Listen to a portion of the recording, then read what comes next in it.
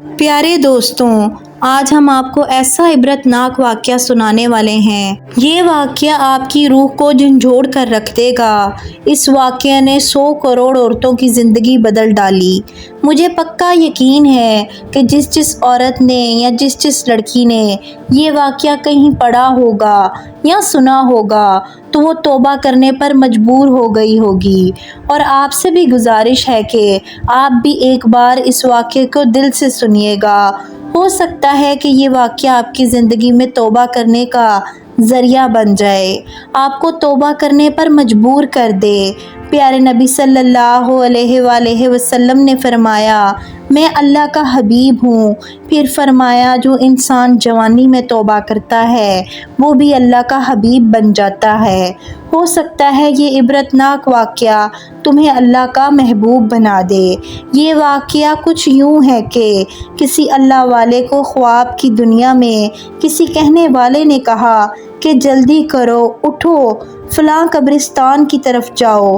اللہ والا خواب دیکھتے ہی فوراً اٹھا۔ وہ گھبرایا ہوا تھا، وہ پسینے میں شرابور تھا۔ اس نے اٹھتے ہی قبرستان کی طرف دوڑ لگا دی۔ جیسے ہی وہ اللہ والا قبرستان کے قریب گیا تو وہ کیا دیکھتا ہے کہ چند کتے ہیں جو قبرستان کے اندر کسی چیز کو کھا رہے ہیں۔ دوڑتا ہوا جب کتوں کے قریب گیا تو کیا دیکھتا ہے کہ کتے ایک مردہ عورت کی لاش کو کھا رہے ہیں، اور وہ لاش برہنہ ہے۔ وہ لاش قبر سے کیسے نکلی؟ آئیے آپ کو بتاتے ہیں۔ موسلا دھار بارش سے وہ قبر پھٹی، قبر سے لاش باہر آ گئی۔ اور وہ لاش آخر باہر کیوں آ گئی؟ وہ اس لیے کہ لوگ اس لاش کو دیکھیں، عورتیں خاص طور پر دیکھیں اور عبرت حاصل کریں۔ لوگوں کو عبرت حاصل کروانے کے لیے اللہ پاک نے اسے قبر سے باہر نکالا اور کتوں کے حوالے کر دیا۔ اللہ والے نے کتوں کو بھگایا۔ اللہ والا یہ دیکھ کر بہت پریشان ہوا، اس کے رونگٹے کھڑے ہو گئے۔ بہت تلاش کے بعد اللہ والے نے اس لڑکی کے گھر والوں کو تلاش کیا اور اس اللہ والے کو پتہ چلا کہ یہ وہ عورت تھی جو دنیا کی خوبصورت ترین عورت تھی۔ اللہ پاک نے اس کو بڑے ہی حسن و جمال سے نواز رکھا تھا۔ ہائے کہاں گیا آج وہ حسن جس پر وہ اتراتی تھی، کہتی میرے بال بڑے نرم و ملائم ہیں۔ اللہ اکبر! دنیا کی خوبصورت عورت کا نام اللہ پاک نے مردوں میں شمار کر دیا۔ اس کا خوبصورت لباس کفن میں بدل دیا گیا اور اس کا خوبصورت مکان قبر میں بدل دیا گیا۔ اللہ والے نے کتوں کو بھگایا اور تلاشی کے بعد اس عورت کے عزیز و اقارب سے ملے۔ عزیز و اقارب کے ساتھ مل کر اسے کفن دے کر دوبارہ سپرد خاک کیا، اس کی تدفین کی۔ اسے قبر میں دفن کرنے کے بعد اللہ والے نے سوچا، ہر حال میں یہ جاننا چاہتا ہوں کہ آخر اس عورت نے دنیا میں کون سے ایسے گناہ کیے تھے جن گناہوں نے اس کی قبر کو جہنم کے گڑھوں میں سے ایک گڑھا بنا دیا، جن گناہوں نے اسے عبرت کا نشان بنا دیا، جن گناہوں نے اسے لوگوں کے سامنے ذلیل و خوار کیا۔ اللہ والے نے ایک رات استخارہ کیا، ہر حال میں اس عورت سے ملاقات کرنا چاہتا ہوں۔ خواب کی دنیا میں وہ رات کو سو رہا تھا۔ خواب کی دنیا میں وہی عورت اس اللہ والے کے خواب میں آئی۔ اللہ والے نے دیکھا کہ اس عورت کی قبر کے اندر آگ کا بچھونا بچھا ہوا ہے۔ آگ کے بچھونے کے اندر خوبصورت مردہ لاش لپٹی ہوئی ہے، چیخ رہی ہے، چلا رہی ہے۔ اس کی قبر کے اندر آگ ہی آگ ہے، بچھو ہی بچھو ہیں، کیڑے ہیں، مکوڑے ہیں۔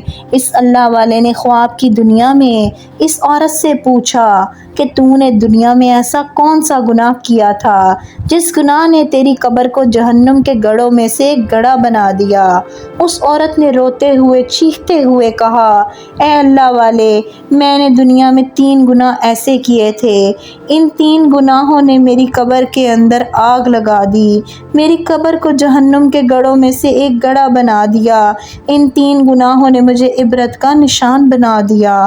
اس عورت نے کہا کہ پہلا گناہ، جب میرا شوہر، میری ہر خواہش پوری کرنے والا شوہر، جب صبح سویرے باہر نکلتا تھا، پورا دن خاک چھانتا تھا، میرے لیے روٹی کا بندوبست کرتا تھا اور سوچتا تھا کہ مجھے کچھ ملے نہ ملے، میری بیوی کو، میرے بچوں کو روٹی کا ٹکڑا مل جائے، پورا دن کڑکتی دھوپ میں، تپتی ریت پر خاک چھاننے کے بعد جب وہ روزی کما کر گھر آتا، شام کو تھکا ہارا جب وہ گھر آتا تھا تو گھر کی دہلیز پر جب قدم رکھتا تھا تو بجائے اس کا استقبال کرنے کے میں کوئی ایسا جملہ بول دیتی تھی کہ جو جملہ اس کی تھکاوٹ اور زیادہ بڑھا دیتا تھا۔ وہ جملہ میرے شوہر کو تکلیف دیتا، دکھ دیتا، درد دیتا، میرا شوہر اللہ کے سامنے شکوہ کرنے پر مجبور ہو جاتا۔ دوسرا گناہ، جو بہت بڑا گناہ ہے، میں معاشرے میں فحاشی پھیلایا کرتی تھی۔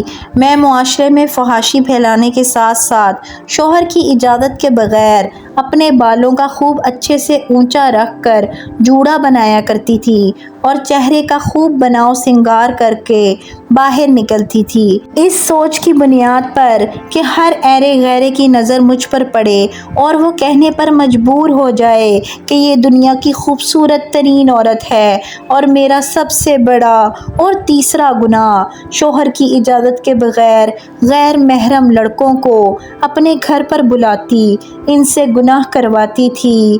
اے اسلام کی مقدس شہزادیوں، یہ سب کچھ، یہ 3 گناہوں سے نفرت کرنا، ان 3 گناہوں سے دور رہنا، شوہر کی اجازت کے بغیر بند سنور کر گھر سے باہر نہ نکلنا تو پردے کے اندر نکلنا، شوہر کی غیر موجودگی میں غیر محرم مردوں کو اپنے گھر پہ نہ بلانا۔ رسول اللہ صلی اللہ علیہ وآلہ وسلم ایک دن اپنا سر گھٹنوں میں ڈال کر زار و قطار رو رہے تھے۔ آقا کریم روتے چلے جا رہے تھے، آقا کریم کی آنکھیں چھم چھم برس رہی تھی۔ اتنے میں حضرت سیدنا علی المرتضیٰ شیر خدا دوڑ کر آئے، قدم چوم کر عرض گزار ہوئے، یا رسول اللہ، آخر کس چیز نے چشمان نبوت کو پرنم کر دیا؟ میرے نبی نے فرمایا، اے علی، شب معراج کی رات میں جہنم کے قریب سے گزرا، جب میں نے جہنم میں جھانک کر دیکھا تو میری امت کی گنہگار عورتوں کو عذاب مل رہا تھا، فرشتے میری امت کی گنہگار عورتوں کو عذاب میں ڈال رہے تھے۔ وہ منظر جب جب میری آنکھوں کے سامنے آتا ہے تب میری آنکھیں خون کے آنسو بہاتی ہیں، وہ منظر دیکھ کر برداشت نہیں کر پا رہا۔ حضرت علی نے فرمایا، یا رسول اللہ، وہ کون سی عورتیں ہیں اور وہ دنیا میں کون سے ایسے گناہ کرتی تھیں؟ میرے نبی نے پہلی عورت کا حال بیان کرتے ہوئے ارشاد فرمایا، اے علی، جب میں نے جہنم میں پہلی عورت کو دیکھا تو اس حال میں دیکھا کہ فرشتے اس کے بال کے ذریعے بالوں سے پکڑ کر اسے جہنم کی آگ کے درمیان لٹکا رہے تھے اور اس عورت کا دماغ چولہے پر رکھی ہانڈی کی طرح پگھل رہا تھا۔ وہ عورت رو رہی تھی، چیخ رہی تھی، افسوس وہ جس قدر زیادہ چیختی چلاتی تھی، فرشتے اتنا زیادہ اس پر عذاب مسلط کر دیتے تھے۔ میں نے جبرائیل علیہ السلام سے دریافت کیا کہ آخر یہ دنیا میں کون سے گناہ کرتی تھی؟ تو حضرت جبرائیل نے کہا، یا رسول اللہ، یہ آپ کی امت کی وہ گنہگار عورت ہے جو خوب بناؤ سنگار کر کے اپنے بالوں کا خوب اچھے سے جوڑا بنا کر گھر سے باہر نکلتی تھی، اس سوچ کی بنیاد پر کہ ہر ایرے غیرے کی اس پر نظر پڑے، یہ معاشرے میں بے حیائی پھیلا رہی تھی، یہ پردہ کر کے نہیں جاتی تھی، یہ بالوں کو پردے میں چھپانا ہی نہیں چاہتی تھی۔ رسول اللہ صلی اللہ علیہ وآلہ وسلم نے دوسری عورت کا حال بیان کرتے ہوئے فرمایا، اے علی، میں نے جہنم میں دوسری عورت کو اس حال میں دیکھا کہ اس کی زبان اتنی لمبی تھی کہ اس کی زبان کے ذریعے فرشتے جہنم کے درمیان اس گنہگار عورت کو لٹکا رہے تھے اور جہنم کا ابلتا ہوا پانی اس کے منہ میں ڈال رہے تھے۔ میں نے فرشتوں سے پوچھا، فرشتوں، اس نے ایسا کون سا گناہ کیا؟ تو جبرائیل نے کہا، یا رسول اللہ، یہ آپ کی امت کی وہ گنہگار عورت ہے، وہ بدکار عورت ہے جو اسی زبان سے ایسا جملہ بولتی تھی جو جملہ اس کے شوہر کو تکلیف دیتا تھا، جو جملہ اس کے شوہر کو درد دیتا تھا، دکھ دیتا تھا۔ خبردار میرے بھائیوں اور بہنوں، کسی کو اتنا مت ستاؤ، کسی کو اتنا مت رلاؤ، کسی کی آنکھوں سے آنسو مت نکالو۔ اگر وہ اللہ کے سامنے تمہارا نام لے کر رو پڑا تو یاد رکھنا تمہارے لیے بہت بڑا مسئلہ بن جائے گا، تم بہت بڑی مصیبت میں مبتلا ہو جاؤ گے۔ میرے نبی نے تیسری عورت کا حال بیان کرتے ہوئے ارشاد فرمایا کہ وہ اپنے ناخنوں سے اپنے چہرے کا گوشت نوچ نوچ کر کھا رہی تھی۔ میں نے جب دریافت کیا تو مجھے بتایا گیا، یا رسول اللہ صلی اللہ علیہ وآلہ وسلم، یہ آپ کی امت کی وہ گنہگار عورت ہے جو شوہر کی اجازت کے بغیر خوب بناؤ سنگار کر کے باہر نکلتی، خوب بناؤ سنگار کر کے شوہر کی غیر موجودگی میں غیر محرم مردوں کو اپنے گھر میں بلایا کرتی، ان سے گناہ کروایا کرتی تھی۔ یہ زندگی کے لمحے تمہارے لیے غنیمت ہیں، ان لمحوں میں کچھ کر لو، انہی لمحوں میں کچھ اکٹھا کر لو، انہی لمحوں میں خدا کی یاد اور محبت کے دیے اپنے دل میں جلا لو۔ معلوم نہیں پھر فرصت ملے نہ ملے، معلوم نہیں پھر یہ زندگی کے لمحے ملے نہ ملے۔ اللہ پاک ہم سب کو زندگی شان والی اور موت ایمان والی نصیب فرمائے، آمین۔ پیارے دوستو، امید کرتی ہوں کہ آج کا بیان آپ کو بہت زیادہ پسند آیا ہوگا۔